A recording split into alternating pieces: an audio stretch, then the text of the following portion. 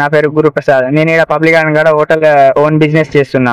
ఈ హోటల్ పెట్టి 15 years అవుతుంది. మా అమ్మ వాళ్ళు కంటిన్యూ చేశారు. ఇప్పుడు నా పరిస్థితి బాగలేక స్టడీ కంటిన్యూ చేయలేక నేను హోటల్ పెట్టుకొని నడిపిస్తున్నా. నా స్టడీ డిగ్రీ గ్రాడ్యుయేషన్. అంటే నాకు జాబ్స్ మీద హోప్ లేక ఎవరు జాబ్స్ కరెక్ట్ ఉంటలేవు, అందుకనే హోటల్ మీద వచ్చాను, హోటల్ బిజినెస్ మీదకు. డైలీ కలెక్షన్ 8,000 10,000 వస్తాయి. అన్ని ఖర్చులు పోగా 1,500 2,000 మిగులుతాయి, నాకు ప్రాఫిట్ వస్తుంది. సపోర్ట్ అంటే ఇక ఫ్రెండ్స్ ఫ్యామిలీ అందరు ఇక ఓకే అంటారు. ఎవరు ఇక బిజినెస్ అన్నప్పుడు ఎవరు తక్కువ చేయరు కదా. పబ్లిక్ రెస్పాన్స్ మంచిగా ఉంటుంది ఇక్కడ, ఎవరు అట్లా తక్కువ ఏం చేయరు, అందరూ మంచిగానే ఉంటుంది ఇక్కడ. డైలీ 30-40 kgs వరకు సేల్ చేస్తాం.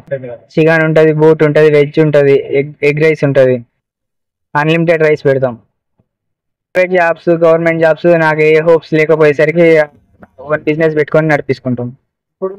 యువత కంటే జాబ్ల మీద హోప్ లేకుండా అట్లానే బిజినెస్ కాకుండా ఏది అనుకూలంగా ఉంటే అది చేసుకుంటా చేసుకోవచ్చు. కాకపోతే మొత్తం దీని మీదనే కాకుండా ఆధారపడకుండా కొన్ని ఇదాన్ని చూసుకోవాలి.